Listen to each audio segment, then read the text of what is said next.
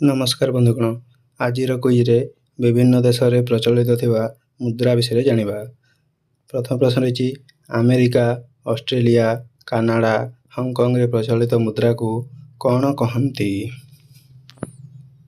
ଉତ୍ତର ହେଉଛି ଡଲାର। ପରବର୍ତ୍ତୀ ପ୍ରଶ୍ନ, ଭାରତ ବାଂଲାଦେଶର ମୁଦ୍ରାର ନାମ କ'ଣ? ଉତ୍ତର ହେଉଛି ଟଙ୍କା। ପରବର୍ତ୍ତୀ ପ୍ରଶ୍ନ, ନେପାଳ, ପାକିସ୍ତାନ, ସିଂହଳର ମୁଦ୍ରାର ନାମ କ'ଣ? ଉତ୍ତର ହେଉଛି ଟଙ୍କା। ପରବର୍ତ୍ତୀ ପ୍ରଶ୍ନ, ଲଣ୍ଡନରେ ପ୍ରଚଳିତ ମୁଦ୍ରାର ନାମ କ'ଣ? ଉତ୍ତର ହେଉଛି ପାଉଣ୍ଡ। ନ୍ୟୁଜିଲାଣ୍ଡ, ନାଇଜେରିଆରେ ପ୍ରଚଳିତ ମୁଦ୍ରାର ନାମ କ'ଣ? ଉତ୍ତର ହେଉଛି ପାଉଣ୍ଡ। ଇରାକରେ ପ୍ରଚଳିତ ମୁଦ୍ରାର ନାମ କ'ଣ? ଉତ୍ତର ହେଉଛି ଡିନାର। ଇଟାଲୀ ଓ ତୁର୍କୀରେ ପ୍ରଚଳିତ ମୁଦ୍ରାର ନାମ କ'ଣ?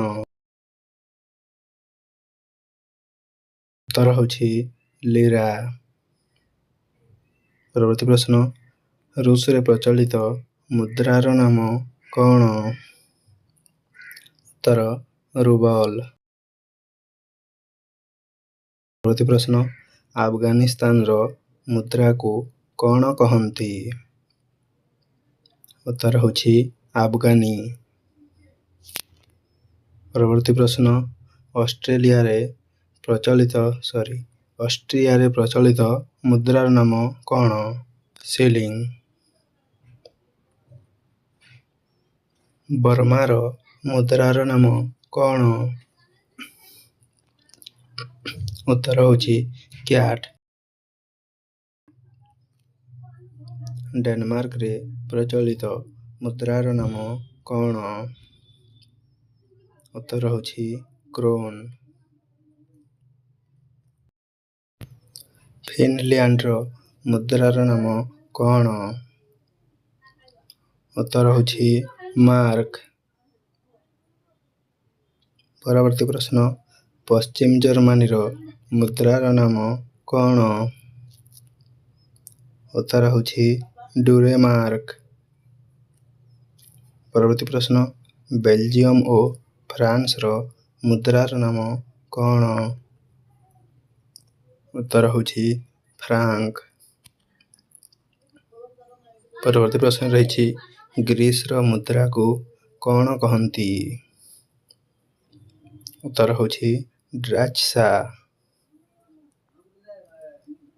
ଇରାନରେ ପ୍ରଚଳିତ ମୁଦ୍ରାର ନାମ କ'ଣ? ଉତ୍ତର ହେଉଛି ରିଆଲ। ପର୍ତ୍ତୁଗାଲରେ ପ୍ରଚଳିତ ମୁଦ୍ରାର ନାମ କ'ଣ? ଉତ୍ତର ଜାଣିଥିଲେ କମେଣ୍ଟ ବକ୍ସରେ କମେଣ୍ଟ କରନ୍ତୁ। ଉତ୍ତର ହେଉଛି ଇସୁକ୍ୟୁଡ। ସୋମାଲିଆର ମୁଦ୍ରାର ନାମ କ'ଣ? ଉତ୍ତର ହେଉଛି ସୋମାଲିଆ ସିଲିଂ। ସ୍ପେନରେ ପ୍ରଚଳିତ ମୁଦ୍ରାର ନାମ କ'ଣ? ଉତ୍ତର ହେଉଛି ପେସେଟା। ପରବର୍ତ୍ତୀ ପ୍ରଶ୍ନ, ସ୍ୱିଡେନରେ ପ୍ରଚଳିତ ମୁଦ୍ରାର ନାମ କ'ଣ? ଉତ୍ତର ହେଉଛି କ୍ରୋନ୍। ପରବର୍ତ୍ତୀ ପ୍ରଶ୍ନ ରହିଛି, ବାଟରେ ପ୍ରଚଳିତ ମୁଦ୍ରାର ନାମ କ'ଣ? ଉତ୍ତର ହେଉଛି ଥାଇଲ୍ୟାଣ୍ଡ। ପେରୁରେ ପ୍ରଚଳିତ ମୁଦ୍ରାର ନାମ କ'ଣ?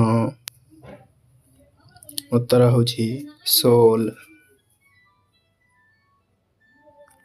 ପୋଲାଣ୍ଡରେ ମୁଦ୍ରାକୁ କ'ଣ କହନ୍ତି? ଉତ୍ତର ହେଉଛି ଲୋଟି।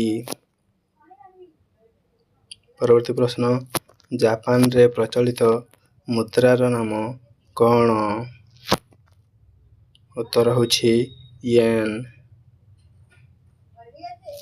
ପରବର୍ତ୍ତୀ ପ୍ରଶ୍ନ, ମେକ୍ସିକୋରେ ପ୍ରଚଳିତ ମୁଦ୍ରାର ନାମ କ'ଣ? ଉତ୍ତର ପେସୋ। ନେଦରଲ୍ୟାଣ୍ଡର ମୁଦ୍ରାର ନାମ କ'ଣ? ଉତ୍ତର ଜାଣିଥିଲେ କମେଣ୍ଟ ବକ୍ସରେ କମେଣ୍ଟ କରନ୍ତୁ। ଉତ୍ତର ଗୁଇଲ୍ଡର। ନିକାରାଗୁଆରେ ପ୍ରଚଳିତ ମୁଦ୍ରାର ନାମ କ'ଣ? ଉତ୍ତର ହେଉଛି କରବୋଡ଼ା। ପରବର୍ତ୍ତୀ ପ୍ରଶ୍ନ, ନରୱେରେ ପ୍ରଚଳିତ ମୁଦ୍ରାର ନାମ କ'ଣ? ଉତ୍ତର ହେଉଛି କ୍ରୋନ୍।